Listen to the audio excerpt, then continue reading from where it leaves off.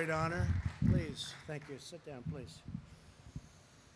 It's great to be with you. Great company and wonderful location. Quick flight.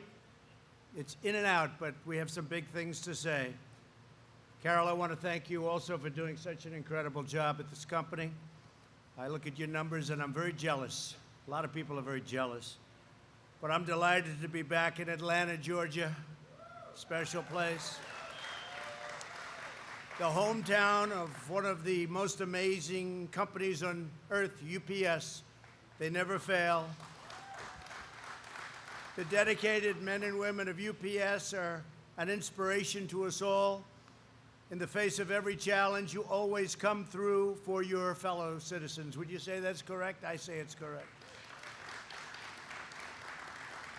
Let me start by expressing my gratitude to every driver, worker, and employee who has contributed to this great success and continued to deliver for America throughout our battle against the China virus.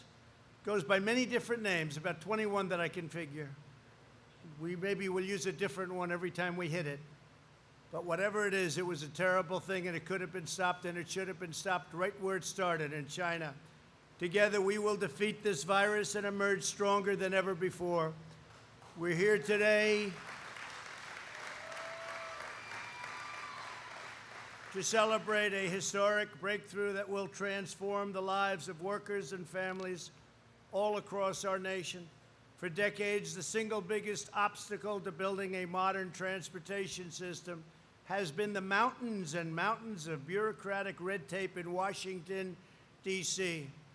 Before I took office, reviews for highways ballooned to an average of nearly 750 pages in length, and they were the good ones. They were the short ones.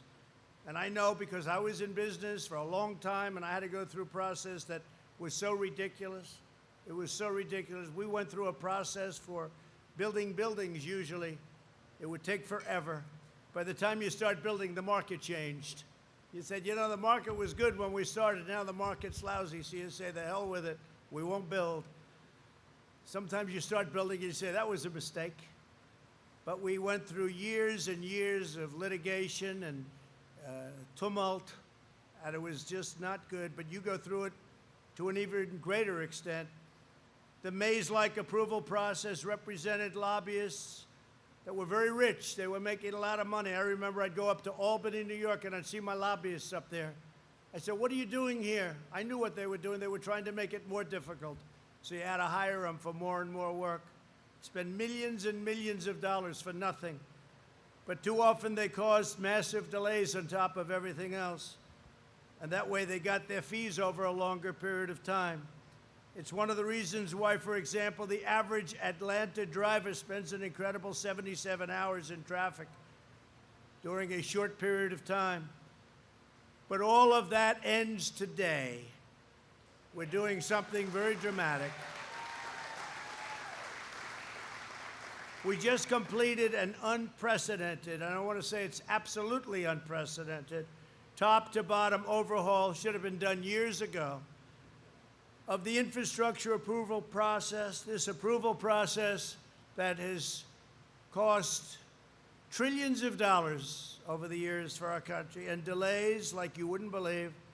This is a truly historic breakthrough, which means better roads, bridges, tunnels, and highways for every UPS driver and every citizen all across our land. Together, we're reclaiming America's proud heritage as a nation of builders and a nation that can get things done. Because with these horrible roadblocks that were put in front of us, you couldn't get it done. No matter how good you were, you couldn't get it done. You'd wait and wait. You'd go to the next step. You say, you can't start the next step until you finish the first. Joining us for the special occasion are Council of Environmental Quality Chairman Mary Newmeyer. Where's Mary? Mary. Thank you, Mary. Thank you. Thank you. Thank you, Mary. Good. Secretary of Transportation, a very special woman, a great woman, somebody that has done an incredible job, Elaine Chao. Elaine. And she was very much instrumental in getting this done. And when Elaine speaks, we all listen. But she was very much instrumental. Secretary of Agriculture, a man who's done a fantastic job for our farmers and ranchers, Sonny Perdue. Sonny. I learned more about farming from Sonny Perdue than all of these consultants that came in. I learned more in a half an hour from that man right there. We had a great call today with the farmers, too. Great call. They're doing very well. A lot of good things have happened, right, Sonny? A lot of things have happened. They were targeted by China. They were targeted by others. We just signed the USMCA, which is phenomenal for our country and our farmers. Got rid of one of the worst trade deals in history, NAFTA. One of the worst trade deals ever. How anybody could have signed it, but worse, how anybody could have let it run for 25 years or whatever it was. They just took advantage of us. We had 60,000 empty plants and factories in our country by the time that mess got finished. So we just signed a great deal, USMCA. It's the largest trade deal ever made, Mexico, Canada, the largest ever made. I know Sonny would like me to thank the UPS, all of the drivers and workers, for all of the help in delivering nearly 30 million meals to rural children throughout the country, for our Meals to You program, Meals to You. You know what that is? Meals to You. You do, right? We're also pleased to be joined by a great senator, somebody that's done a phenomenal job. And I can tell you, look, he's a friend of mine, so I'm a little prejudiced, but he's a man that's respected by everybody on both sides of the U.S. Senate. He works hard. He loves your state. And I always say, does David get the kind of recognition that he deserves? Because he is a very, very special man. David Perdue. Where's David? David, thank you. And a woman who's come in and done a great job, and she's been so supportive of me and the agenda, and a good person, a good woman, with a husband who's a terrific man. Senator Kelly Loeffler, thank you very much. Thank you, Kelly. Great job, Kelly. And warriors, these are warriors. These people fought for us through thick and thin, through very, very unfair territory. We were treated terribly, and they came in and they turned out to be tougher than the other side by a lot. And I just want to introduce Representatives Rick Allen. Rick. Thanks, Rick. The great Buddy Carter. Buddy. An incredible spokesman, an incredible man and friend, Doug Collins. Doug, thank you, Doug. Great job, Doug. Drew Ferguson. Drew, thank you very much, Drew. Jody Heiss. Jody. Thank you, Jody. Great job, Jody. And Barry Loudermilk. Barry, thank you very much. And also two people, friends of mine, they'll be there soon, in my opinion, because they have to be, because we need all the help we can get in Washington. Karen Handel. Karen, thank you very much, Karen. Thank you, Karen. And Rich McCormick. Rich, thank you. They'll be there soon, I hope. I hope. We need them. We need them. Get them in there. Thank you as well to a man who I became very good friends with, a man who was running against somebody that was unbeatable, running against a superstar. I said, oh, she's a superstar. Wow. Can you beat superstars? I don't think so. But he figured out how to beat a superstar. And I don't know, is she still a superstar, Brian? I'm not sure. I'm not sure. I don't think so. I don't know. Superstars don't lose, do they? Governor Brian Kemp. I'll tell you, what a warrior he is. He's tough. He's tough, and he's done a great job, and you've done a great job in every aspect of running this incredible state, and I've always been there for you. He was saying when we met at the plane, everything we've needed in Georgia, you've been there for, and that's right. That's right. Perhaps more important than Brian, however, right? Far more important is Georgia First Lady Marty Kemp. Thank you very much, Marty.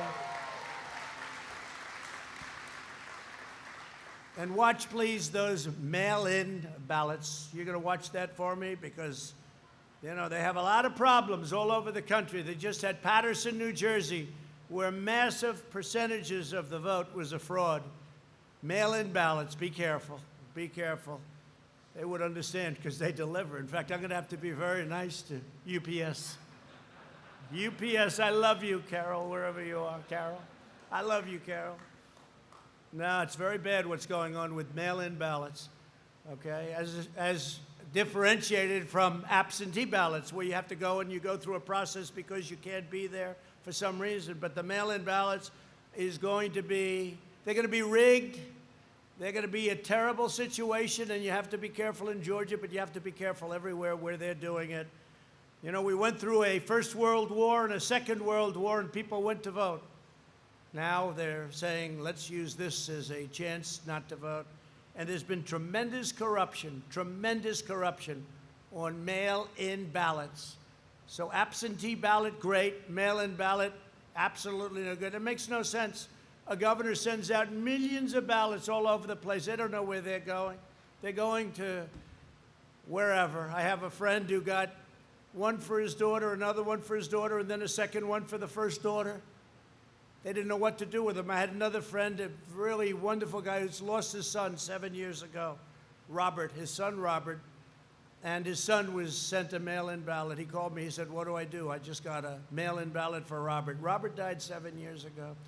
So it's a terrible situation if they decide to use it, and we'll see what happens. There's a lot of litigation, a lot of court cases right now. And it makes sense. Just think of it. Millions of ballots. In California, they're sending out millions of ballots. They don't even know who. Maybe they know too well who they're sending them to. And maybe it's the people that don't get it. Maybe it's an area of Republicans or Democrats that don't happen to get any ballots. We've had a lot of problems. Just take a look at what's gone on over the last month. And take a look at Paterson, New Jersey. Small city in New Jersey. I think they said something like 20% of the ballots were corrupted or something happened with them. 20%. And even in the 2016 election, 1% are in question. But I don't want to talk about that one because I won, so I don't want anyone going back and looking, all right?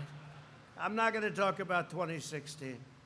That was the greatest election, and now we have to do something very important. We have to keep it going, or this country will be in big, big trouble.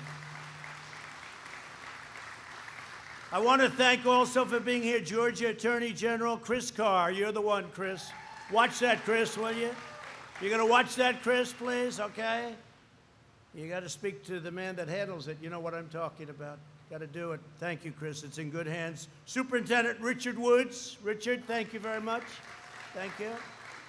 And members of the Georgia Public Service Commission and the State Senate and House Transportation Committees. Got a lot of politicians in this room. And really, good luck to Karen and to Rich. Go out and go get them. You're great people. Today's action is part of my administration's fierce commitment to slashing the web of needless bureaucracy that is holding back our citizens. I've been wanting to do this from day one, and we started it on day one, literally on day one, but it takes a long time. You have statutory requirements. You have a lot of different roadblocks, even to changing it, but the change you'll be hearing about in a minute. And it's one of the biggest things we can be doing for our country.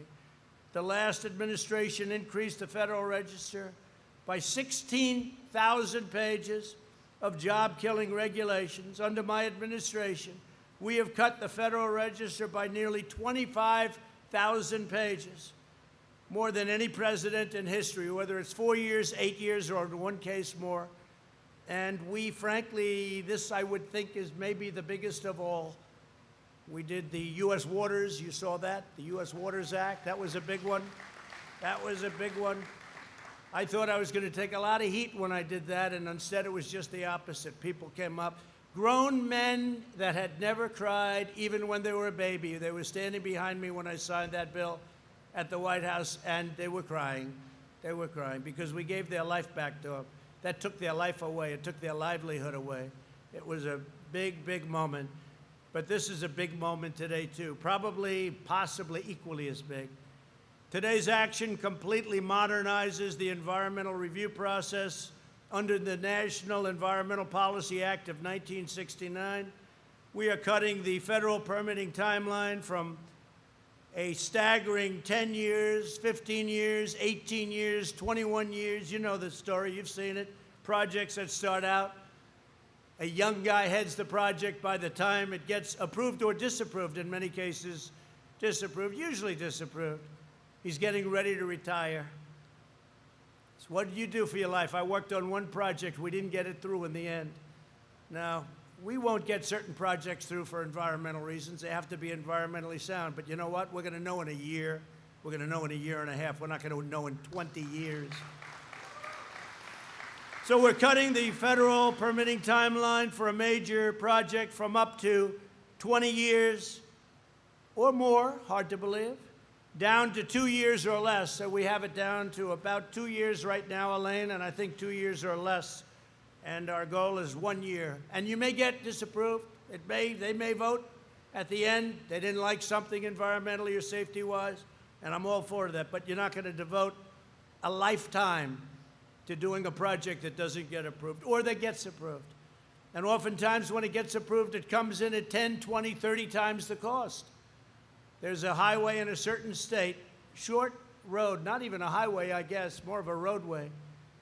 And they put in, it was a straight line from point to point. By the time they finished it 18 years later, it was this. It cost tens of times. It cost many, many, many times more than the original. Is a dangerous roadway because there's turns. You got to be in good shape. You got to be wide awake to make those turns. You got to see those things. You have to see the guardrails. Boom. They had a simple straight roadway, and now they build it. They took 17 years to get it approved, ended up costing many, many times what the original estimates were, and it's no good. It's not good.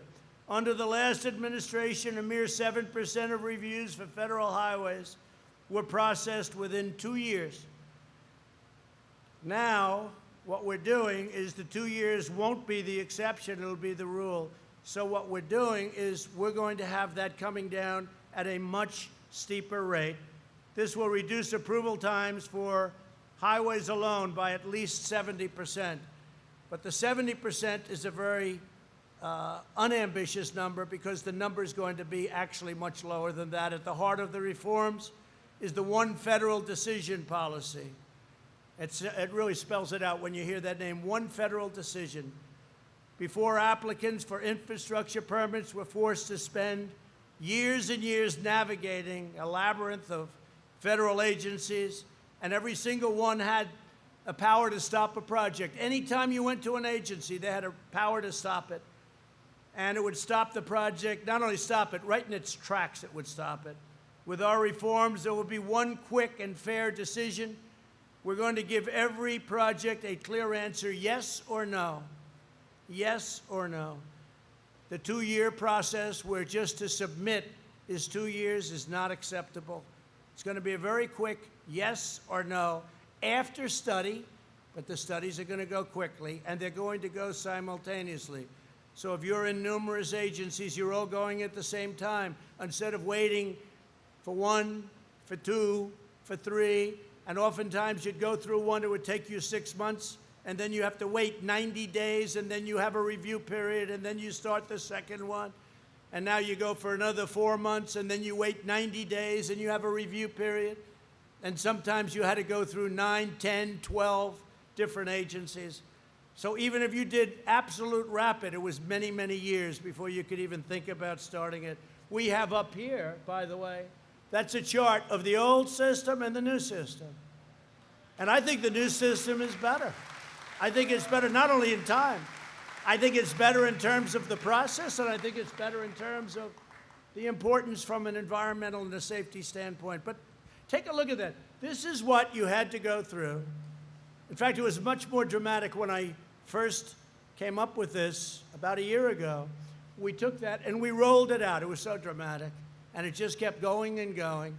So the difference is that, and many of those steps you had to wait before you could even think about going to the next one, and you had to get full approvals. Any one of those colors where there was a problem or a rejection meant it was dead.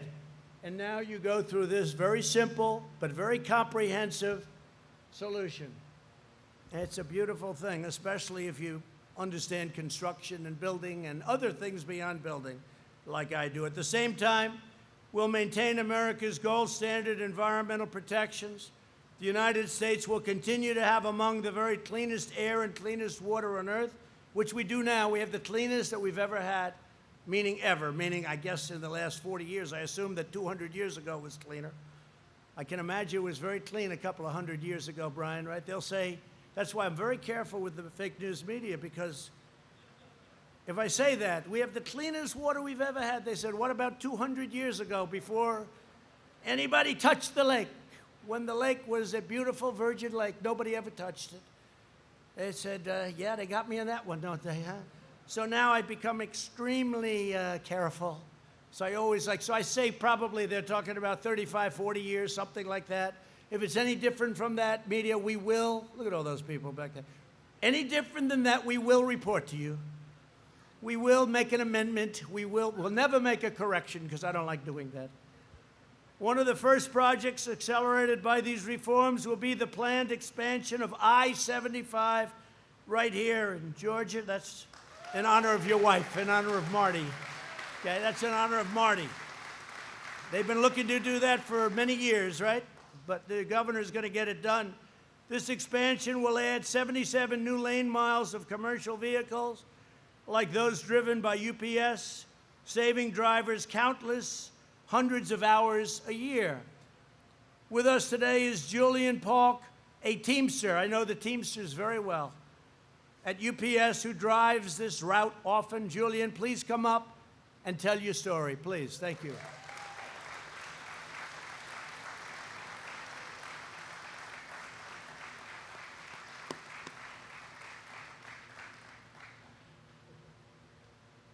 Thanks, Julian.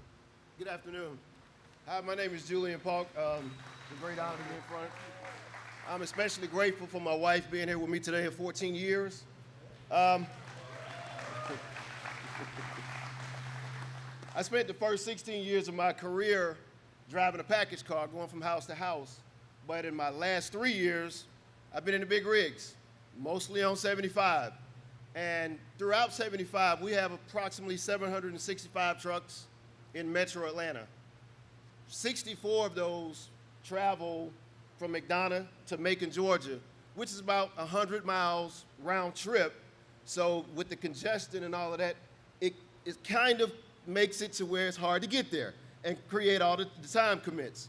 So every time I've loaded my truck, whether it was medical equipment, a gift to someone's, a loved one, that time in transit was very important.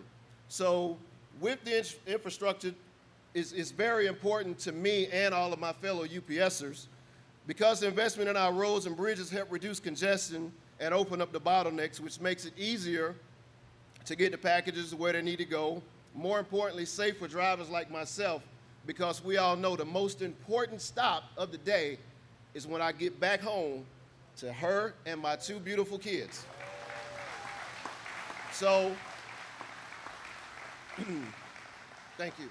14 years ago at my local hub in Forest Park, with the support of my management team, I started the corporate health and safety process. And throughout that team, we were able to lower the accidents and injuries, which we know accidents on the road slows down time in transit. So we're able to, since then, we've stopped all of that, or most of it. So I'd like to close by saying thank you to my wife for being here, to everyone that has supported me, especially my division manager, Tom Rosilio. He has supported me in my career, and for the grateful opportunity to be here today. Fantastic job. Thank you, Julian. But Julian, it looks like you're attributing a lot of your success to your wife. Is that a correct statement? Huh? Would you please stand up? So lovely. Thank you. That's great. Great job. You're proud of the job he just did, I think, huh? Pretty good. He'll be running for office next week. Watch. Great job, Julian. Thank you. I'd like to invite UPS's Vice President of Corporate Transportation, Bill Taylor, up to say a few words. Please, Bill.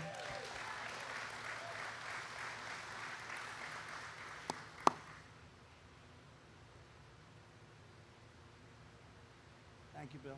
Thank you very much. Good afternoon. No, thank you for visiting the UPS Gateway, President Trump. Thank you very much. I am so proud to be a 37-year veteran of this great company. I started my UPS career as a part-time hourly employee when I was still in school back in 1983. When I graduated from college, I went into management, and throughout my career, I've had the opportunity to work in our airline, in our freight transportation operations, and also in our package delivery operations throughout the United States. I'm now preparing to retire.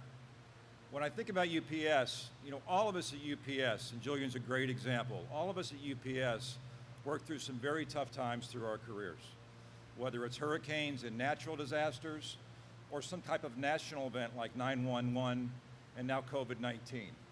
But all of us at UPS also look at that as a great opportunity to serve this great country and help bring the country through and remedy those tough situations. You look at Project Airbridge under the Trump administration and working directly with FEMA, another great example. From a UPS standpoint, we are all tremendously proud to help deliver life-saving supplies wherever and whenever they are needed. From an infrastructure standpoint, I know firsthand that improvements in our infrastructure will be a tremendous benefit to not only our customers, but also the communities that we serve. But when I think about UPS, I know how strong our technology is. I know how strong our flexible, multimodal transportation network is. And I know all UPSers are dedicated to making a difference and helping bring America forward. So as I think about ending my career, I am very grateful to retire with a strong pension plan. I hope the same for all essential workers who have a pension plan currently hung up, that they can enjoy the same when their work is over. So thank you, UPS, for a wonderful career and the great opportunity to work with so many wonderful people through the years to help make a difference. Thank you.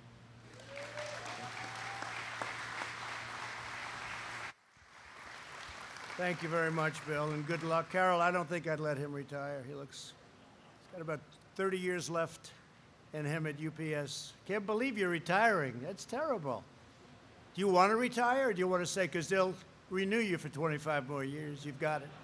You've done a fantastic job. Thank you very much. Thank you, Bill. Really great job. Here, as well as the Commissioner of Georgia Department of Transportation, Russell McMurray. Russell, please come up and say a few words. Thank you.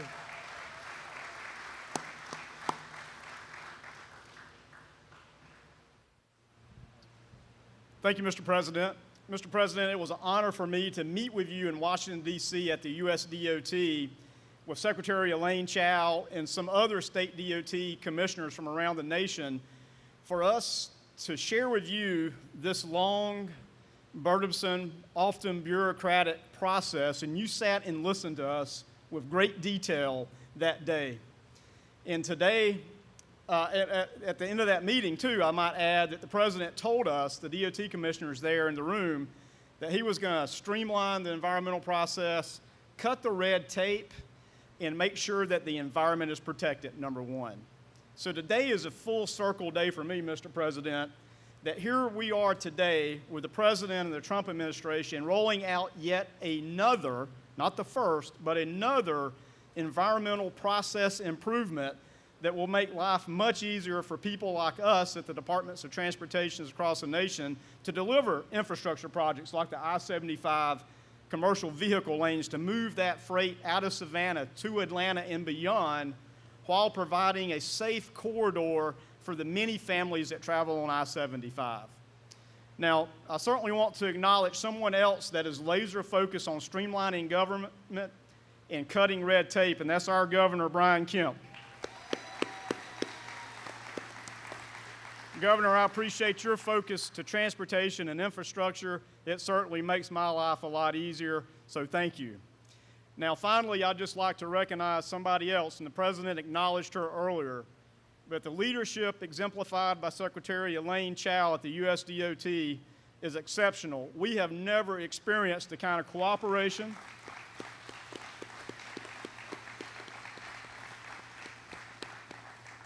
we at the Georgia DOTs never experienced this type of cooperation from your administration, Mr. President, that we enjoy today. So thank you for your leadership, and thank you for the partnership you share not only with Georgia, but all the states. Mr. President, thank you for making this happen. Thank you.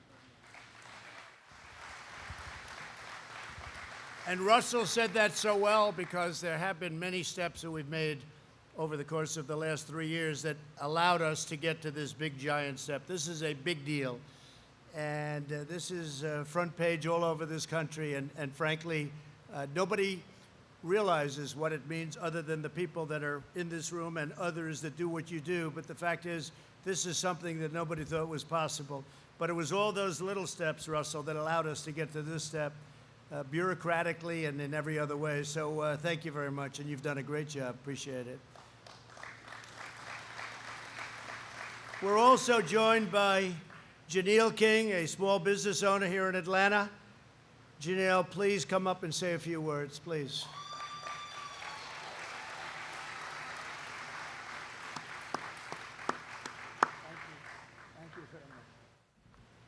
Thank you, Mr. President.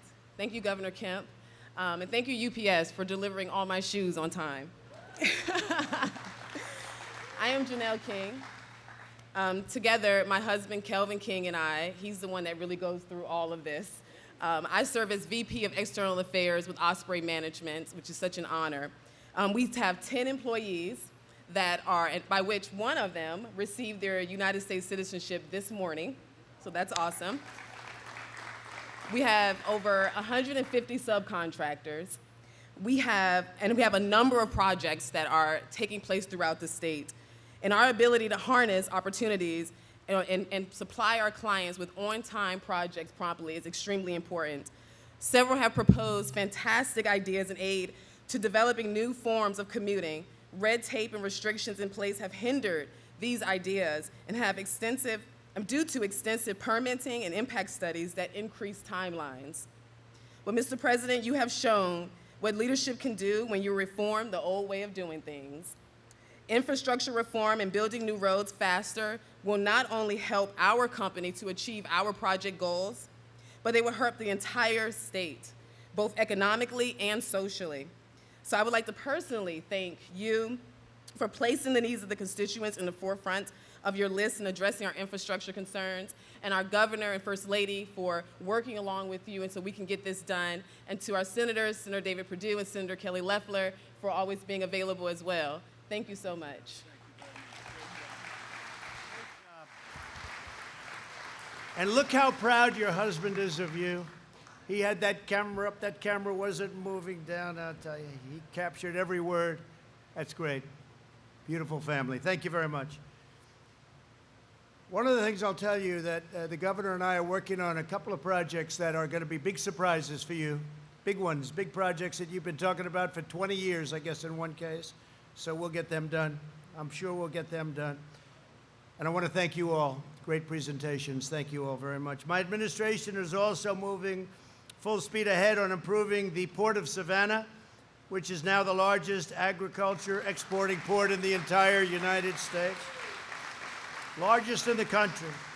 As many of you know, this project faced 20 years of unnecessary delays. This has been going on for years. And when they came to me and the governor said, "Can you help us with this?"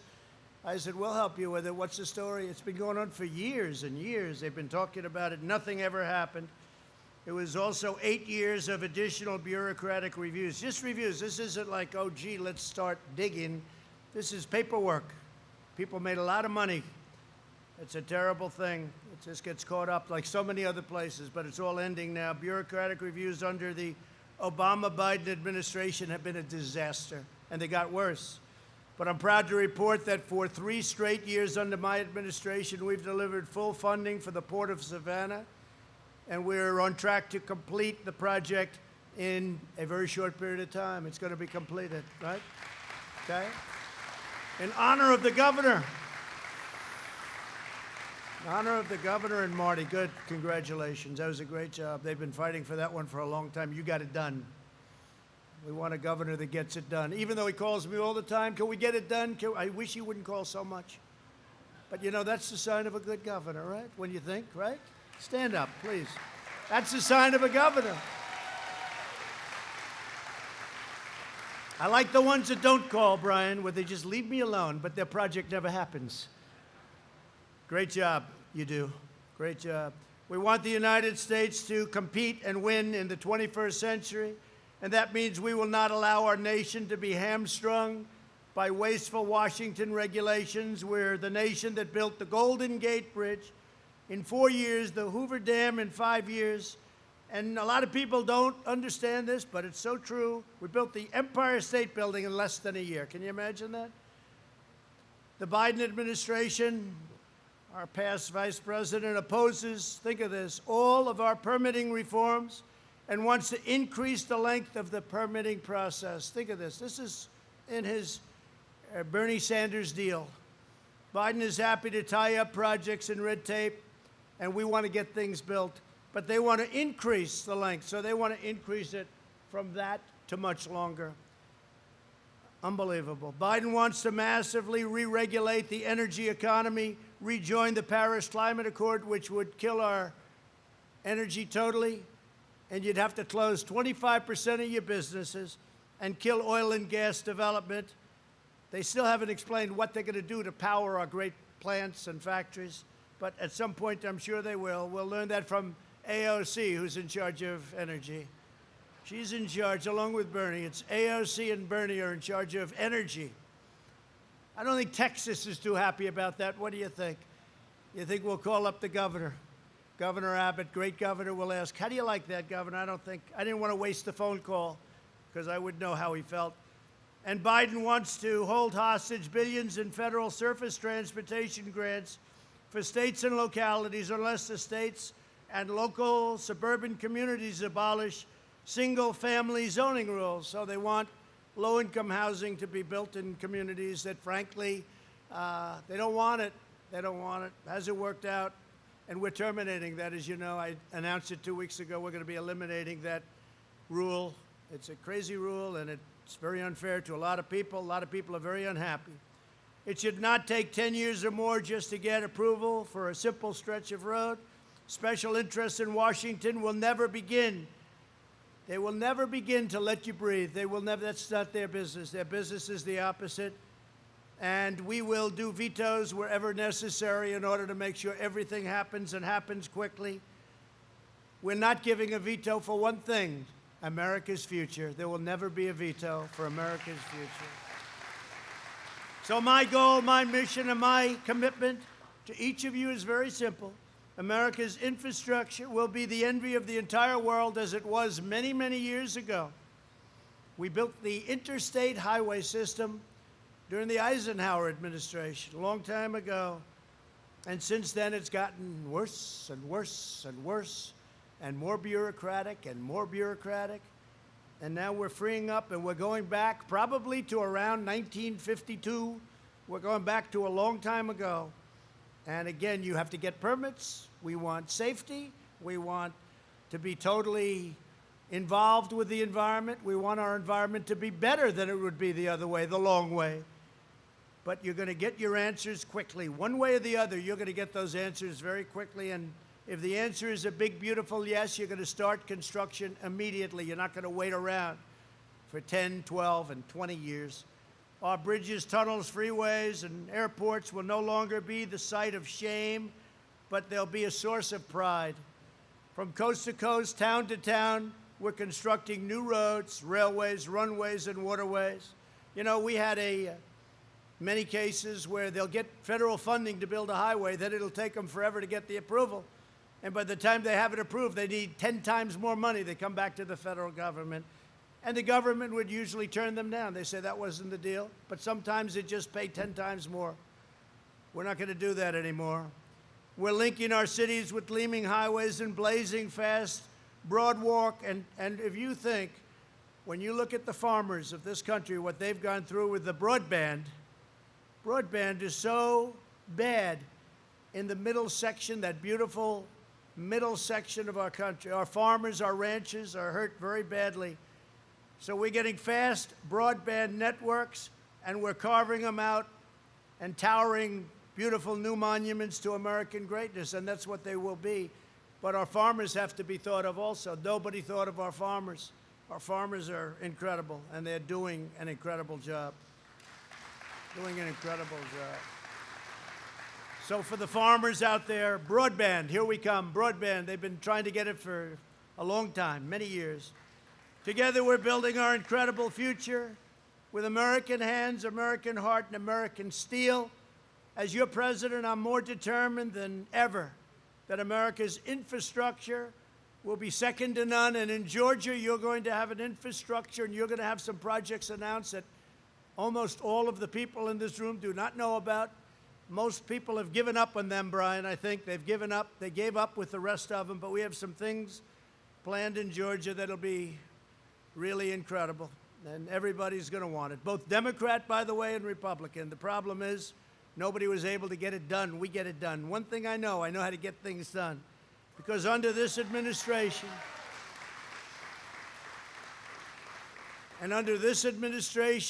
we will always put America first.